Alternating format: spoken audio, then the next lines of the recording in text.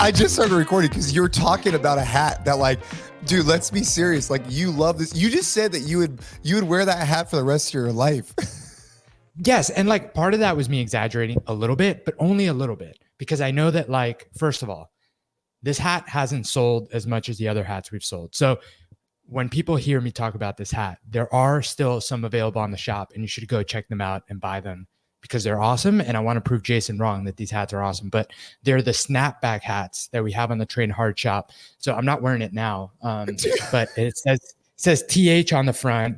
And they're like, the reason I was saying that I love them so much is because they're like not as structured. So they're like a little lighter feeling. So they're perfect for working out. And I like wearing a hat working out because it almost serves like a sweatband for me. Like I get so sweaty and it just keeps it out of my eyes. But I also really like the way the hat looks. I wear it all the time out. So that's why I need a bunch, because I get them really sweaty, but I want one that I like keep clean and can wear out because I really like that hat. So the snapback hat in sand color, go check it out. Because I just saw a guy recording is because you were hyping this hat up so much. And like, dude, for me, I think the hat's terrible. I mean, but you're wrong. Is the problem. And that's why I started recording, because I think it's a good debate. But hey, if you're just joining the podcast, welcome back. If this is your first time listening, appreciate you checking out the podcast. If you've been listening for a while, really appreciate you as well. You know, we just got a really nice review on Apple. We definitely checked these out. Phil, really appreciate the kind words he went on about, you know, the podcast and newsletter, and obviously he's also an app subscriber, so we definitely see those things. So I just want to say thank you, Phil, and thank you to everybody that's been listening to the podcast, whether it's our guest episodes, whether it's Gabe and I. You know, it goes a long way when you leave us a rating or review on the podcast, definitely just to, you know, grow awareness and hopefully sell some more of the trucker hats and not so much the hat that Gabe wants. But if you like Gabe's style of hat, you can grab that one too. That's fine also. Yeah, I love the hat, man. But the reason that this came up too was I was just talking about how I spent $160 on this Mets City Connector. No, you didn't say it was $160. You just said they released a new jersey or something. You bought it. But bro, you spent $160? Yeah, I as soon as it dropped, I went and bought it. I didn't even think about it. And it's funny because it kind of ties into something I wanted to talk to you about today. And like, you know, buying like frivolous things possibly and having those discussions with your spouse and money talks. I think we all have our weak spots. And I will say though, that like me and Ariel have had really good conversations and have gotten to a really good place about money. And I think that it's an important conversation to have because, you know, they say this all the time, and I can 100% see it being true. Like a lot of problems in relationships, whether that's friendships, but most importantly, like marriages, come from like money. Having different opinions about money or different habits around money. So I think I always, especially because I like went down a deep Dave Ramsey rabbit hole around 2 years ago, like started taking it really seriously to like get on the same page, especially before we started having a family. But it's funny because the reason this all ties together is because I would say, and Ariel would 100% listen to this and agree, I would say that I'm the more like disciplined one about like things that we spend on, things that we don't, what's our budget, what are we saving for, so on and so forth. But, you know, the Mets released this jersey that I'm honestly probably not going to wear very often. Like, I'm not going to like, hey, it might be an investment, bro. You might be able to sell it 5 years from now for a profit. Maybe that's the hopeful thinking. But, you know, they dropped this thing and I like no second thoughts went and bought it. And part of it is like my obsession with the team. But part of it, I think, is they've done such a good job. So these City Connect jerseys, the way it works is every like team has a year where they're going to release a jersey that is completely different to their traditional like home and away jerseys. So uniforms in baseball, because baseball is such a like old school sport, like anything changing is like a really big deal. Like things don't just change on a whim in baseball because it's a very like old timer sport, right? So for this thing is, it's been, I think, a really good marketing move by Major League Baseball in general, in that, first of all, they didn't do it so that every team released this jersey, you know, every year. It's kind of like a group of teams every year that are going to release their jersey, and they're designed by the players. So there's like a couple players that will like, I'm sure collaborate with like an actual designer and make a jersey that looks totally different to like the team colors, but has kind of like a story behind it and stuff. So the Mets released theirs today, the day we're recording this. And the video that they released it with was just so freaking good, man. It's such a like just New York City like commercial, which obviously, for anyone that's listened to the podcast, I live in Texas now.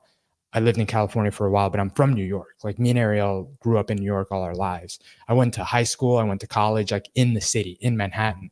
So if you go watch the video, it's a cool like throwback to everything I remember about the city, like the subway. There's a line in it too, where it's like, if you're from New York, you know that your Colombian coffee gets served to you by an Egyptian man in a Greek cup. And like that alone is like the perfect description of New York.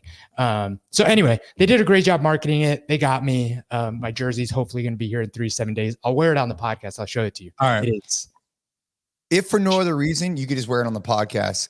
Chef's kiss.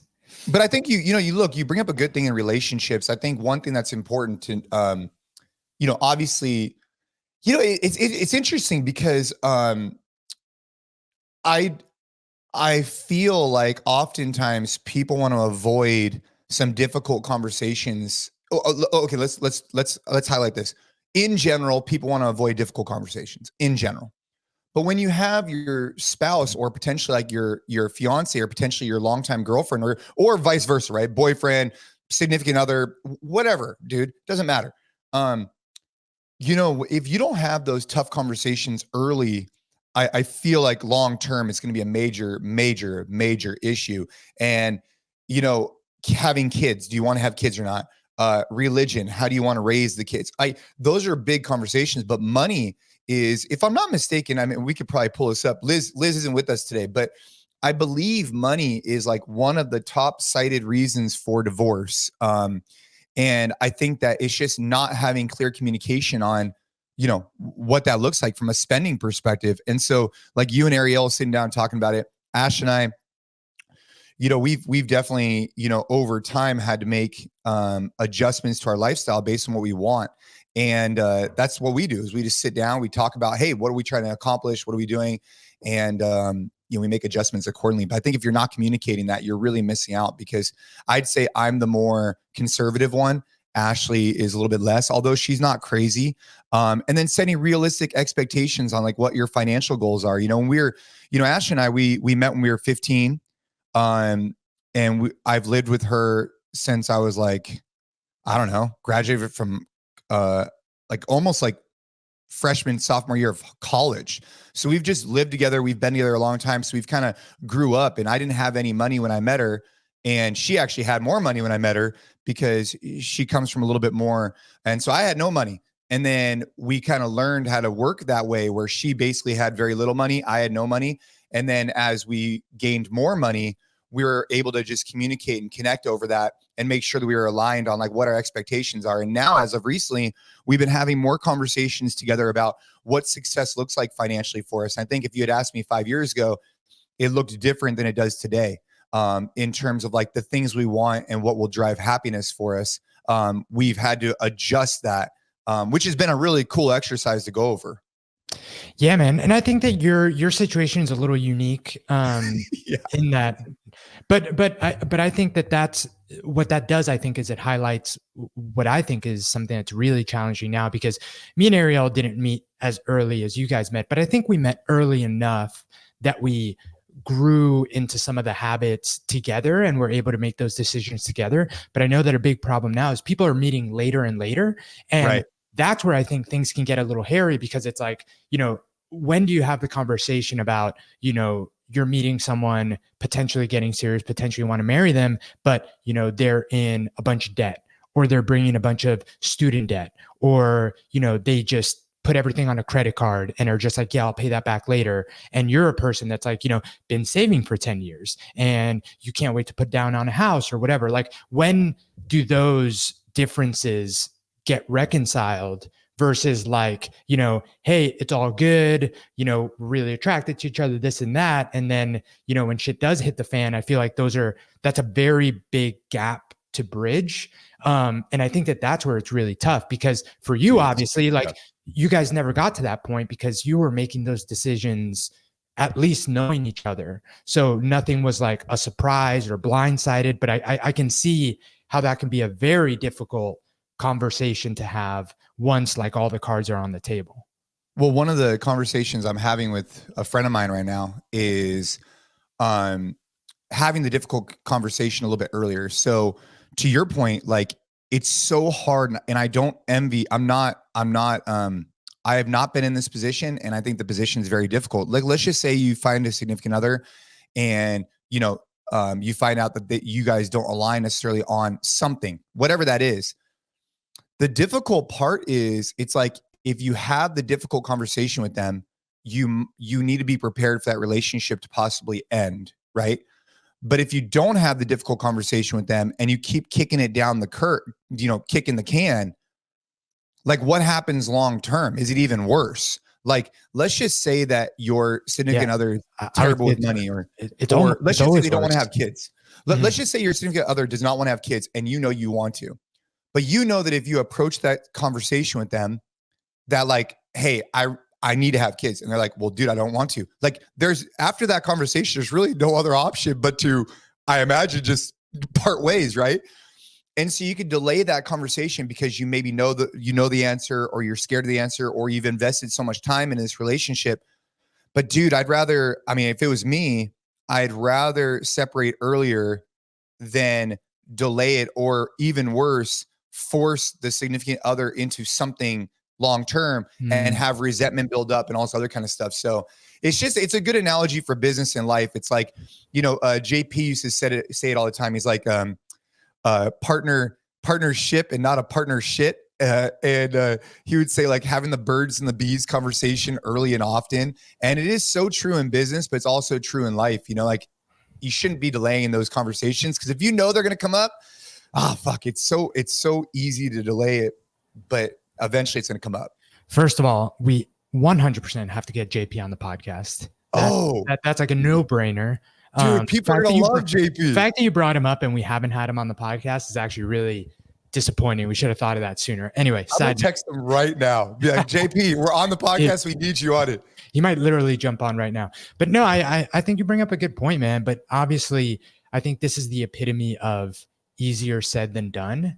Like, I can't think of anything more difficult or scarier than potentially having the conversation that is going to end something that you've known for years, that is something you've been building towards for years. In the case of like, you've been with someone for, and you've been kicking this can down the road for a year, 2 years, 3 years, like it almost gets harder and harder to have the conversation. But to your point, if the writing's on the wall, man, the writing's on the wall. And I think it's very easy though to convince yourself, right, that totally might change. Like it might change. It'll change, so on and so forth. And I think that everyone deep down, when it comes to any of those tough conversations, like you kind of know deep down in your gut, like whether it is going to change or it's not. And you just have to be, I think, a little bit more honest with yourself about, do you really think it could change, or is that just what you're telling yourself so that you can keep kicking the can down the road?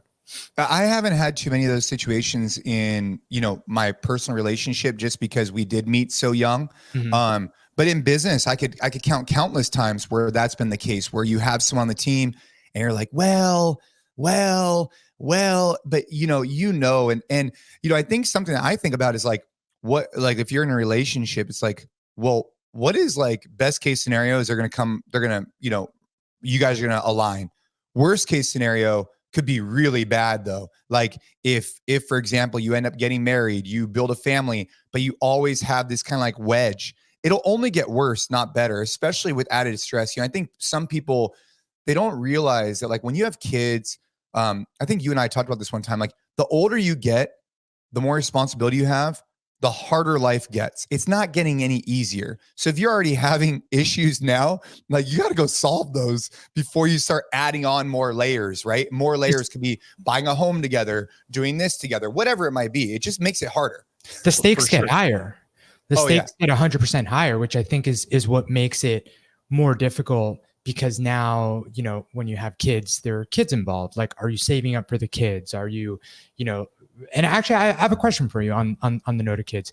Who would Caden or Ava go to if they want something pricey that they know is kind of like you know, like, who are they going to go ask? Who's more likely to say yes? Or are you guys making this a team decision every time? Ooh, that's a good question. Who would the kids go ask if they want something? They'd probably ask me. Not because Ashley can't make those decisions. It's because I'm probably more of a pushover. So, yeah, they'd probably Is there any difference between Ava and Caden on that? Because, you know, like the stereotype is that, like, you know, like, daughters have more of an influence on the dad, and sons will have more of an influence on the mom. Any of that kind of apply to you guys? No, I think they both come to me, but Caden would try and like negotiate, and Ava would just try and play like the, you know, I'm sweet. Yeah, the sweet daughter. Yeah. But dude, I'll tell you what, I mean, and we talked about this a while ago, like, kids get expensive too, you know? I mean, that's another reason why you talk about provide. It's like, dude, Caden just signed up for a 1 week like adventure camp in the woods. And it was like $600. It's like, holy shit. Like, it just starts to add up, man. So like, that's another reason to grind and put in the work. Dude, 100%, man. Like, our financial goals and financial success completely changed when we had Shay, for many reasons.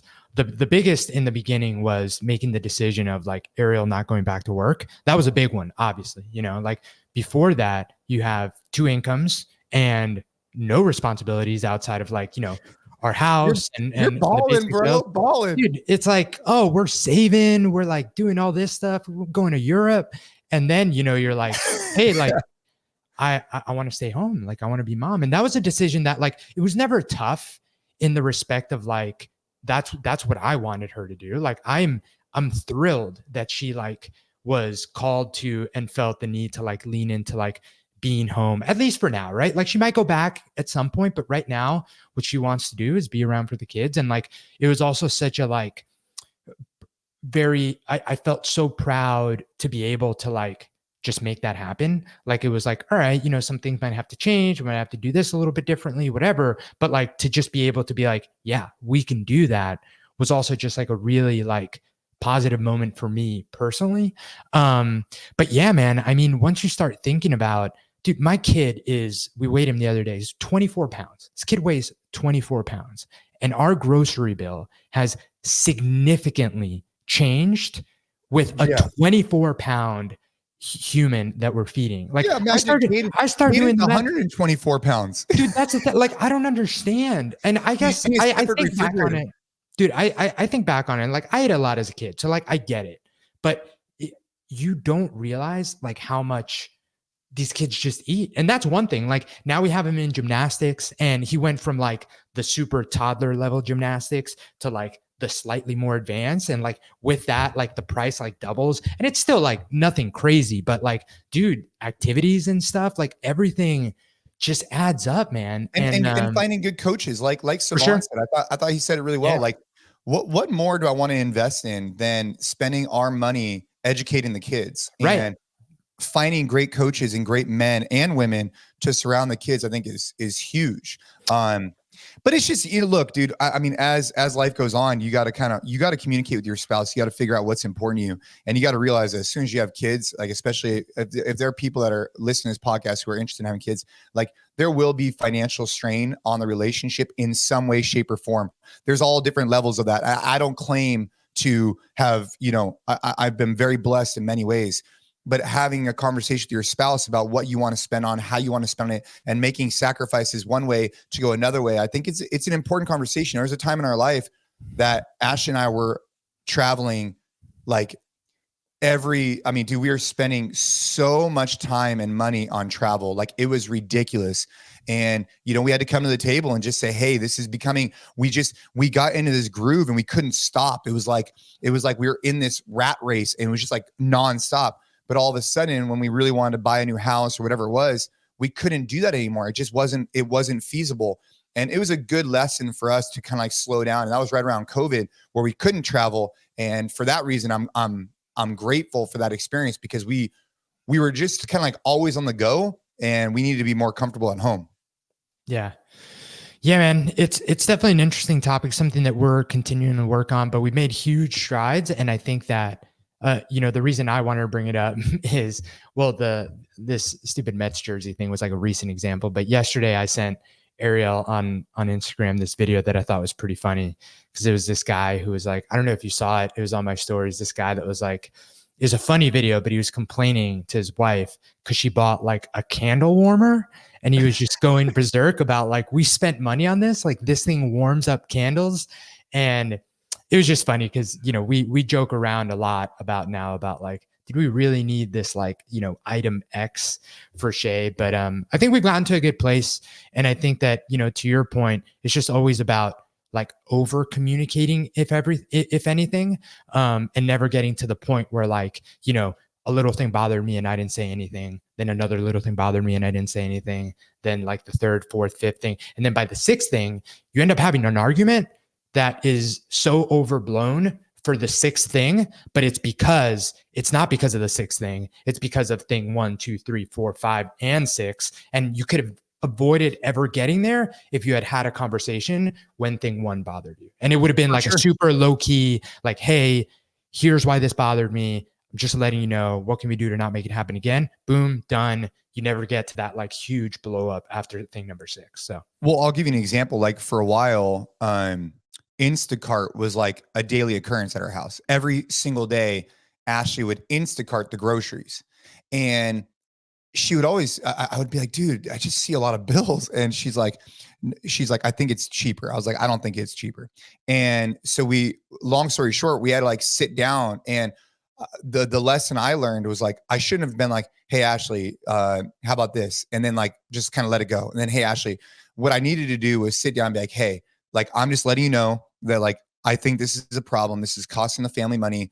Can we find a better way of doing this? Can we shop once a week or whatever it is?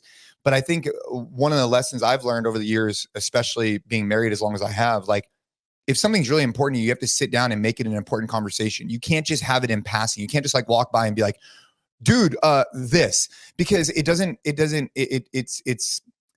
that's not the right way of approaching it, right? The right way of approaching it is like, hey, look, I have something I want to talk to you about. Can we talk about it? And then all of a sudden it lets them know that it's important to you. But if you just like say shit in passing or like, whatever, it could just come off as like redundant and they don't realize that it's something that's important to you. Does that make sense what I'm trying to say? Like setting up time to almost have that conversation in a way.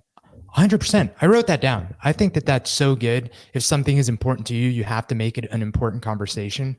Like, I think that sums up like exactly what we were talking about, because what's important to you might not be important to your partner. It just might not. Like, they might not even notice it. It might be an afterthought, and it goes both ways. Like, you have to, it's on you because, and we've talked about this in the past, like, I'm not a mind reader. Ariel's not a mind reader. And at the end of the day, they will assume if you don't say anything that nothing's wrong. But if something's important to you, even if it's something tiny, even if it's like, hey, like, I really like re-rack your weights in the garage, dude, anything.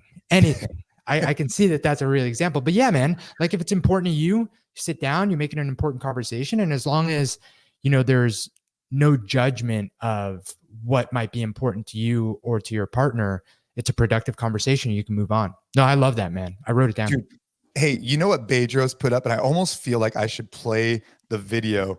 It is the best. So dude, if you don't know who Bedros Keuilian is, he'll be on the podcast pretty soon. But they can't pay their bills and they're living subpar. Listen. Yet they wake up every morning and they're doing sound bowls and fucking interpretive yoga. He basically the nutshell was like when he said sound bowls and interpretive yoga, I laughed my ass off, because essentially what he's trying to say is like, dude, if you're like super focused on like these morning routines and all these different things, but you're not like just grinding and putting in the work and dedicating yourself. It's like a lot of like what Alex Hormozy says, like, hey, you want to be more successful, gain back, what is it? Like 100 days a year by not taking the weekend off. But I just saw that really hit home in terms of like work ethic and whatnot, that I do think as a culture, and maybe it's because I live in my own echo chamber and this is what I surround myself with, there's a lot of talk about plunging and sauna and morning rituals and all this stuff. And I think that all those things are super helpful. And obviously I incorporate them into my life, but not at the expense of just like rolling up your sleeves, having tough conversations and working on whatever you do, whether that's a trade or, you know, at work. And I think that it would be easy to get wrapped up in some of these things. And then when you look at your schedule, you're spending, you know, 3 hours a day actually working. And the rest of the time it's like doing these other things that make you feel like you're doing something productive, but maybe you really aren't. And the sound bowls just made me, I was cracking up, man. I think I know what he means by sound bowls, but I think he means those things like you rotate the thing on it, and it's like, a relaxing humming noise. Yeah, I mean, I wrote this down too. It's people majoring in the minors, right? Like people getting so obsessed about the tiny details and the tiny things. And Peter Attia is a savage. Like he is low key. He says, if you listen to enough of his stuff, he is like, no bullshit. And I'm going to, the quote, he said this on the Chris Williamson podcast, but he was talking about people majoring in the minors too much, in that Chris Williamson asked him like what he thinks about this idea that's out there that like, you know, not radiation, like Bluetooth and Wi-Fi waves are like terrible for you. So there's people out there that are like, you know, if you use AirPods or if you have your Wi-Fi router close to you while you sleep, like you're giving yourself cancer. Like that's the extreme version. But there's, you know, a group of people out there in like the very crunchy holistic health scene that are very much against any sort of like EMF radio signals like anywhere near you. So Peter was saying that he'll post a video where he's talking about like the importance of exercise or like something that's like really meaningful to improve your health. And someone in the comments will be like, how can I even listen to your health advice? Because you have those AirPods on. And Peter goes, and they started talking about how like these people just, you know, major in the minors and they're so obsessed about these tiny things that like, honestly, if you look at the research, like don't even seem to make a difference. And they're not working on the big things. Like, are you exercising? Are you like, you know, getting enough sleep, so on and so forth. And he goes about those people, he said, it must be so hard to live life being that stupid, which I thought was so savage. But anyway, almost like getting really frustrated over a friend of yours drinking oat milk. Would that be kind of 100%? Oh, dude, 100%, man. Like I will be the first to raise my hand because I think that at the time I was so bought in hook, line, and sinker to this idea of everything being in the extreme. And I think that I got to the point where like me and Ariel like looked at each other and we're like, dude, we can't eat anything. Like, you know, like everything is going to kill you, everything, because seed oils are in everything. And it just got to the point where it was like, it was causing more stress for us to find the things that were quote unquote okay for us than to just like eat, get enough protein, get enough food to like fuel our workouts, get good sleep, like the big things. And yeah, man, I mean, I'll admit that was me 100%. But you know, you learn, you mature, you learn, you grow. All right, guys, we're taking a break from the podcast to talk to you about the most exciting thing that we've launched at Train Hard in a while. And that is the Train, Protect, Provide collection that is now live on the Train Hard shop. If you've been listening to the podcast or reading our emails, you've heard us talk about these three words: train, protect, provide. These are the three pillars that are at the foundation of everything we're trying to do here at Train Hard. Train, pretty self-explanatory. We train hard to be prepared for anything life is going to throw our way. Protect, it's not about going out there and looking for trouble. It's just about being ready in the case that trouble finds us. And then provide, which is probably the most meaningful one for me, isn't just about putting food on the table. It's not just about providing financially, but it's about being there and being present and being this force of stability for your family at all times and providing anything that they need at any time. And that's something that I aspire to do every single day as a dad and a husband. And I know it's something that's super important to Jay as well. So we're super excited to now have Train, Protect, Provide on some awesome apparel. The team took so much time to pick out some t-shirts, some crew necks, and some hoodies that are a little different than what we've done in the past, but are different in a really good way in that they are so comfortable and super versatile that you can work out in them or you can wear them out and they are going to look great. So go to the shop right now, the Train Hard shop, check out the Train, Protect, Provide collection. And since you're listening to this on the podcast, use code podcast and that'll get you free shipping. So head over to the shop, check it out, but let's get back to the show. Have you seen the video of this video? I was at the kids' school.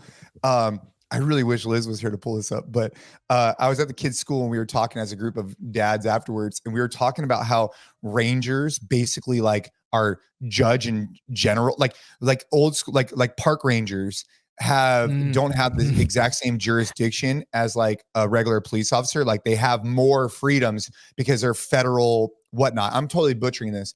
There's a video of these environmentalists. Have you seen this video of these environmentalists who chain themselves to a tractor trailer and block the road to get into Burning Man and to leave Burning Man? Have you seen this? I have not seen this. When's Burning Man? Is that soon? No, but this is like from a couple of years ago. Whatever. Okay. So these people are sitting there, and all these like people from Burning Man are like, dude, what are you doing? Like, you're an environmentalist. There's thousands of cars running right now, like quote unquote polluting the environment because you're holding up like it's like what you're trying to accomplish is this is not the right platform for it. Like you're holding up all these cars and RVs, and then all of a sudden, there was like a medical emergency and people couldn't get through. It became like a big issue. Like basically people were saying like, dude, you're blocking the road. You're trying to, provide better environmental whatever and awareness, but yet you have thousands of cars right now just idling because of what you're doing, And so this ranger, dude, comes in, and bro, the video is pretty gnarly because he basically just comes in. He's just like, fuck it, we've had enough of this. Like, we need to make a change. And he just comes and rams the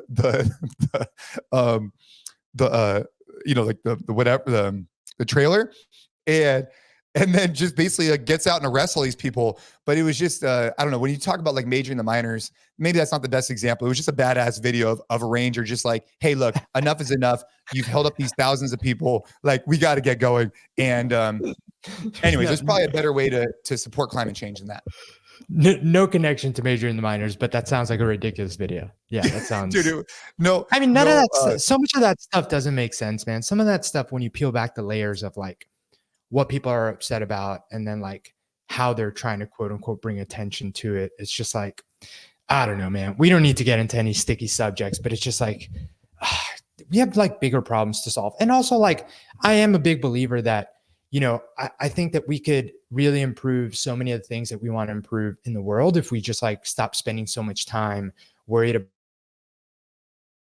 about the big problems and just like, what can you affect yourself, your relationship with your like family, significant others, like your world, like your little circle needs so much constant improvement. And I think if we all turned a little inward and focused on that, we would see great improvements just overall on like the big scale things, instead of like getting so caught up in the weeds on like going to go chain yourself to a tractor because like, climate change is going to destroy the planet. But yeah, anyway, it was more the video. Like, I mean, look, the video sounds insane. Yeah. So that brings me to my point of, are you drinking coffee right now? Yeah, there are some days like yesterday I didn't drink coffee, but I had green tea. So I definitely. Are you still on the green tea kick because of Thomas DeLauer? Yeah. I just reordered beta-alanine and taurine. Dude, I've been feeling great, and I don't know if I can never attribute it to anything specific, but I feel really good. I'm sleeping really good, and that wasn't even something that I think I wasn't getting before. But I do feel really good working out. So. Yeah, I don't know, but dude, that's what you wonder how much of this stuff is psychological. Like today, I took Jocko Fuel. They have a Time War, which is like this packet, and it's almost like how much of it is psychological in the sense like when I take those like 5 pills that are part of this Time War, like yeah, dude, like I don't know, like Jocko and I were talking about it one time, and like he had mentioned to me, and I had mentioned back to him, like, I felt like my eyesight got better when I took them. So now I'm like thinking like, yeah, dude, when I take these pills, like my eyesight's better. Does it really help? I don't know, but maybe it does, because but dude, the coffee thing, man, I really want to talk to Black Rifle or another company and come out with like a light roast that people could like. Cause I feel like a lot of people drink dark roast and medium roast and they don't explore like a solid single origin light roast. And I'm a huge coffee fan, pour over style. And man, I'd like to come out with a train hard light roast pour over one day.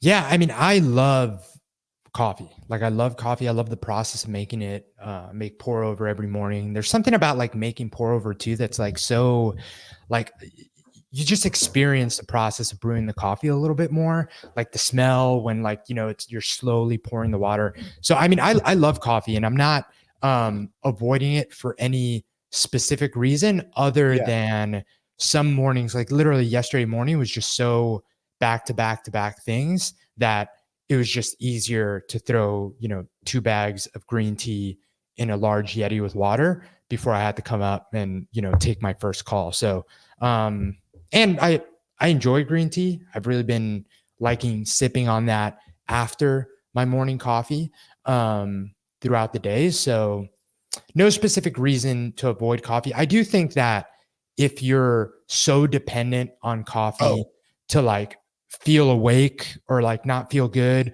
or get going again in the middle afternoon, I think that that's something that anyone should look into. Are they getting enough sleep? What's going on there? And try and cut back a little bit. I've done full months, no caffeine.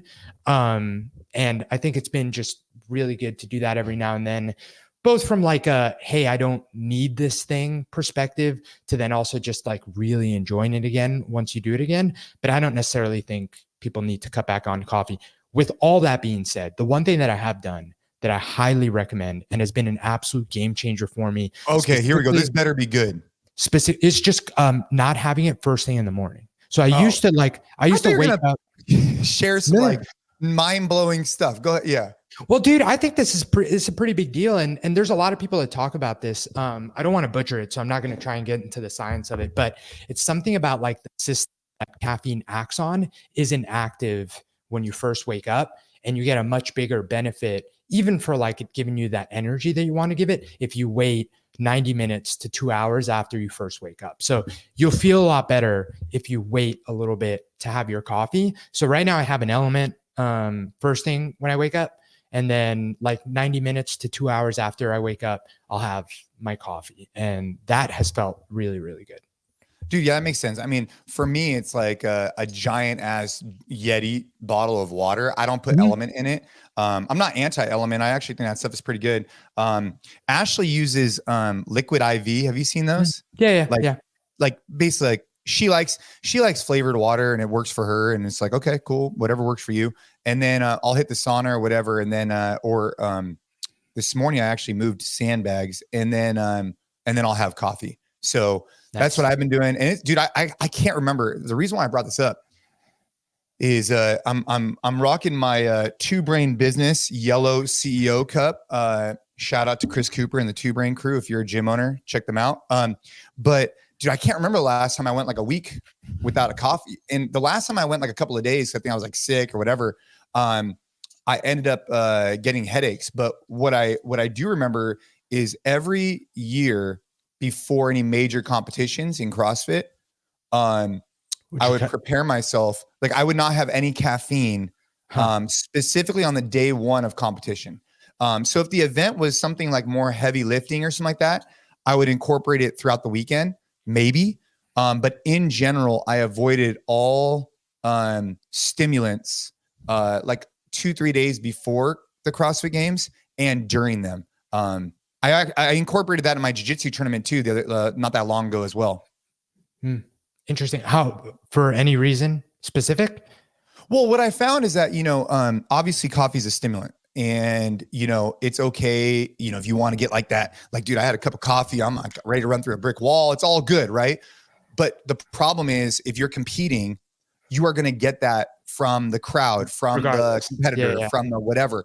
And then all of a sudden it's like almost like too much of an adrenaline dump And so I had to learn to basically avoid that. So what I would typically do for because the problem, the issue with the CrossFit Games or regionals or anything aside from the open is that you can't control when the events are. So like most of the time, the first event, especially like for a Team USA event or CrossFit Games, they'd be in the evening because they wanted to like start off like that Thursday night or whatever it was.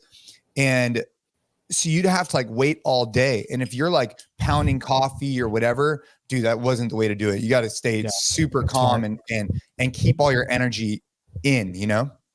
Yeah. Yeah. That's smart. Yeah. I don't remember the last time we did like a month of no caffeine. There was a while where we replaced it with mud water. Have you ever heard of that? Yeah. I didn't love it. That's like mushroom, right? Yeah. It's like adaptogens, reishi mushrooms. And it's kind of like it doesn't taste like hot cocoa because it's definitely not sweet, but it's almost like a bitter cocoa drink. It's like if you enjoy the taste of coffee, I think it's as close as you can get aside from going decaf to having like a warm beverage in the morning that just feels like that. But I didn't feel a noticeable difference. I might do a month off of caffeine here soon now that we're kind of talking about it, just because I do think that there are some benefits to doing that every now and then, because to your point about being addicted to coffee, I think that it's not so much that there's a problem having coffee every day, but I think that there's something to be said about feeling like you need anything to be able to function or to be focused or whatever. And whether that's like purely psychological and placebo or like real, I just think that it's good every now and then to be like, hey, I can do everything I need to do without that thing. And now that I delay my coffee, there's been even some days where I'll work out and have my coffee afterwards, which is like 3 years ago would have been crazy for me. Like absolutely, I cannot go lift weights and have a good session without a stimulant before. But now, like absolutely I can, and feels great. Like once I warm up and get my first set in, like I'm right there and ready to go. But I just enjoy coffee. Like I would never stop drinking coffee because it's just such a enjoyable part of my morning. Yeah. I would be, it would be much easier for me to give up alcohol for sure than it would for me to give up coffee, like 100%. Coffee's so good. Dude, it'd be much easier for me to, have you seen some of those new like mushroom based, like nootropic type drinks versus like alcoholic drinks? Have you seen those? Not like, are they meant to be like kind of like spirits? Is that kind of how they're there's like you guys could, if you're listening to this, you could probably like Google it or whatever, but my stepmother-in-law is going through chemotherapy right now. And so she is avoiding alcohol.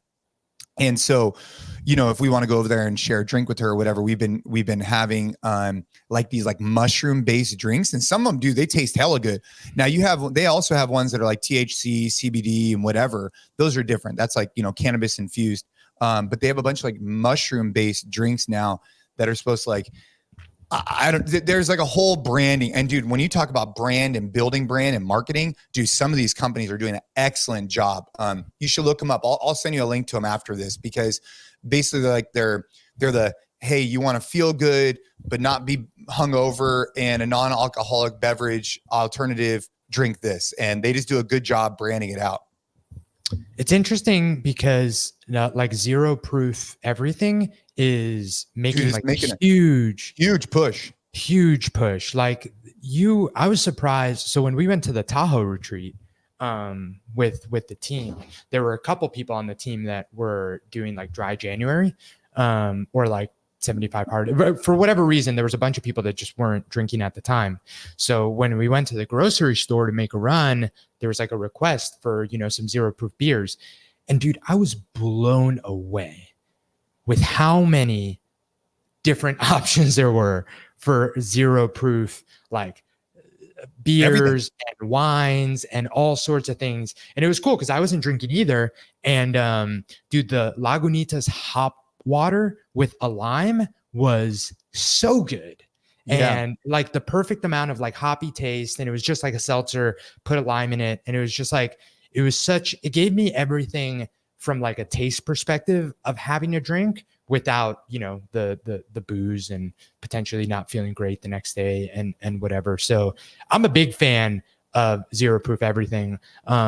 We haven't Well, really they even have drank. like bars now, dude. Like they have like bars that are coming up that it's definitely becoming like more trendy. We were in Austin, Ashton and I, and we went to a bar, and their non-alcoholic drink menu seemed larger than their alcohol drink menu, right? And their cocktail, right? And dude, some people are making like some legit drinks that are non-alcoholic, but can give you the same like sensation, the same community feel, the same connection that you can get over a cocktail. It's just non-alcoholic. But the mushroom one, dude, I'm telling you, man, the way they're branding it, dude, the way they're branding it, it's just like, fuck, it's like a masterclass in branding. Speaking of masterclass in branding, I got to ask you, do you follow Gordon Ryan? I do. I haven't seen his stuff in a while though. Now that you mention it, I used to see his stuff all the time. He's a savage, dude. His collaboration with there's a toe hold sandal. Have you ever heard of it? No, dude. The branding, I think it's toe hold sandal, is like, man, it's like they're putting on a class on marketing where it's just like, I mean, they're totally feeding into it, but it's just like girls in bikinis, and there's like a sandal at the end. And it's ridiculous what they do. Did you look at it right now? I opened his Instagram and I was like, whoa. Yeah, that's exactly. But dude, it's that like, whoa. But you know what I think I'm learning from that is like, whatever your business is, right? Whatever you're into, they're all in on that particular thing. And they're unapologetic that this is their marketing strategy. They're going to utilize, girls to talk about sandals, but not even talk about sandals, right? Because they're just going to attract people. And I think when you're unapologetic about it, like people really give you much shit because they know what they're going to get.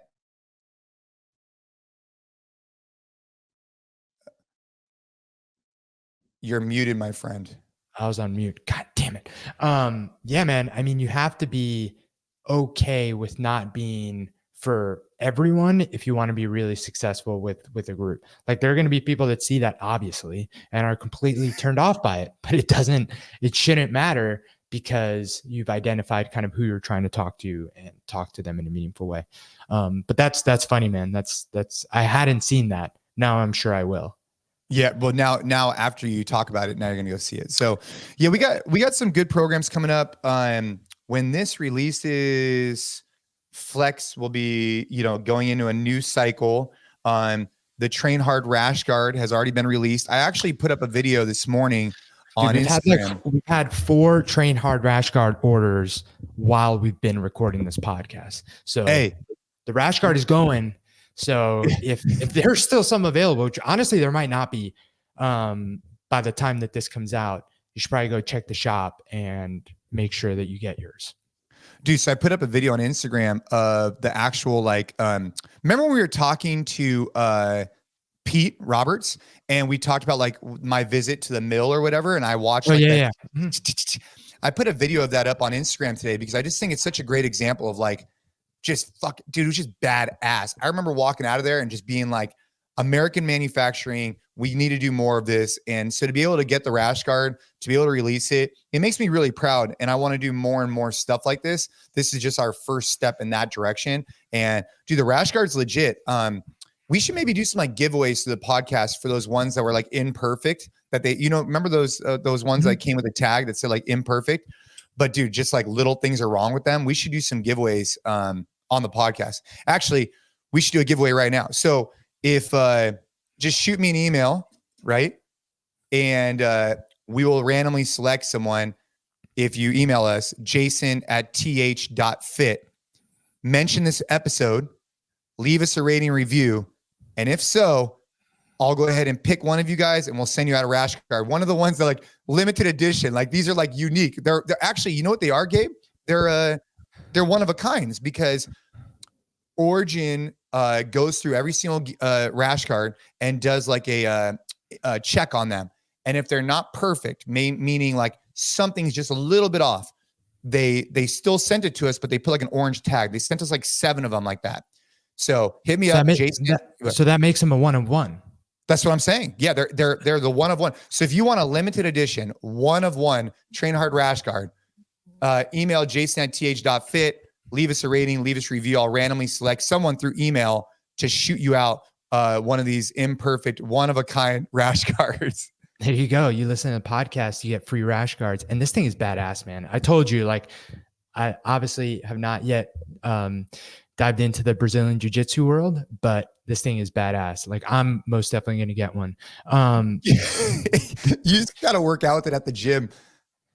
That's it. That's it. Before we go, and I don't know if you were planning to end soon, but so yesterday, based on when this day was recording, was my dad's 66th birthday. And I just wanted to give the man a shout out, dude, because we talk a lot about trying to be, level up as dads and Papa Yanez and husbands. Yeah. Carlos, man. And, I think that I'm like the most fortunate I am, because I'm super fortunate that I get to like talk to badass dads on this podcast. I'm super fortunate that, I work for a brand and a company that like literally our mission at Train Hard is to like level up dads that want to be protectors and providers, anyone. So like, I'm just so immersed in like this world of people that are trying to be better, and that makes me better. But I've also, from day one of being on this planet, been around a guy that like has just been the perfect example of what I want to be as a dad. So I just want to give my dad a shout out because it makes it really easy. What should we call him? Should we call him Papa Yanez or Carlos? Call him Carlos. Carlos. Oh man, Carlos. Let's go, Carlos. Happy birthday, Carlos. Give Carlos a happy birthday shout out on the podcast. But yeah, man, 66, dude, still crushing it, dude. On that note, and then the last thing I'll say, he helped me do the electrical for the gym here. And part of like setting up the electrical, my dad's an electrician, is to like run wire through metal conduit. So you have to run like, which is hard, thick. Dude. We did this for an entire day, and just pushing wire through, pushing and pulling. Yeah. Like pushing and pulling wire through. Dude, I'm pretty fit. I'm pretty strong. I work out a lot. I'm young. And I was so beat up after a day of doing electrical work, like getting up on top of the barn, like awkward angles, like pulling, pushing, doing it again. And that is what my dad does every single workday, every day. Leaves the house at 5 a.m., comes back at 4 p.m. And that's the shit that he's doing, dude. And it is just like, dude, it's just another level of like, anyway, I'll just leave it. It's like when you see like a construction worker or, name the more manual type profession. It's like, I don't think we have the, we don't have the awareness, right? We don't have the same perspective, but just like anything, right? I would say what your dad would probably say is like, dude, after doing it for 30 years or 40 years or 50 years, he has learned to become more efficient at it, and his body has adapted to it, but doesn't change the fact that shit is hard and he's putting in hard work all day. Right. And dude, my dad, go ahead. But it is interesting because like, it makes so much sense how there are these like generational differences, and even what we complain about as hard work and like the perspective that we have. Cause like, I work hard, I work a lot and I work hard and I take a lot of pride in what I do, but it's very different to be on these podcasts and be recording social media videos and be like, sending out email newsletters and all that stuff. And like push and pulling, copper wire through conduit 8 hours a day in like usually not temperature controlled, like construction sites in Texas. So shout out to my dad and anyone else out there that's fucking crushing it in the trades. Dude, yeah, I've been getting a lot of emails lately from people in their like late 50s, 60s who listen to the podcast or on the newsletter. And shout out to you guys, man, for putting in the hard work. My dad turned 70 in like a month. Yep. And dude, my dad came here from Iran. Dude had nothing. And, his background, very similar to your dad's in the sense that like just came here as an immigrant. And, he's more behind a computer doing engineering design, but like still, man, like the guy yesterday. So when we record this, hopefully when this release is Ava will be finally home, but we found out that Ava will be home in a week. And so we're getting her room ready. And, he's over there, like getting it all dialed in. We're putting up a painting, like whatever. And like, that's what, dude, yeah, you're right. Like, that's what they're good examples for us to look at. And sure, I don't take for granted. And and I recognize that not everybody is as fortunate. And so, for that, I'm very blessed. because I can only imagine what it's like growing up without having that type of structure and image to look to. But, you know, then again, that's why there's things like podcasts and books and newsletters. So you could start opening your mind if you didn't come up that way, so that you can not repeat the cycle, right? That you could be who you wish you had, you know, in your life, right? But we're just fortunate that we both had that in our lives. So I don't take that for granted at all. Dude, shout out to Robert Khalipa, man. Shout out to Robert. But yeah, man, like regardless of the example you had growing up, like your goal should be like, my goal is dude, I would love nothing more, whether it's on a podcast or just talking to friends. Like, dude, if Shay ever says these types of things about me, fuck, that's it. That's it. Dream, man. That's the dream. Dream. It doesn't matter. Dude. Well, on that note, if you've been listening this long, make sure to go back. If you want a rash guard, hit me up on email. Also, make sure you're subscribed to our newsletters. Dude, we're putting out like awesome weekly newsletters. We got a lot of good responses from the push-pull one that came out a couple of weeks ago. And so you could also check out our blog if you want to go see all the previous newsletters. But make sure you subscribe to the newsletter. Make sure you subscribe to the podcast. Leave us a rating. Leave us a review. A lot of asks today. But, you know, hopefully you guys could do that. And yeah, Gabe, any final remarks? No, man. Go check out the New York Mets City Connect jersey. It's fire. Oh gosh. Happy birthday to Carlos. Hope everybody's out there training hard, getting after it long into their 50s, 60s, 70s. Dude, I'm even trying to be there in my 80s and 90s. Keep getting after it.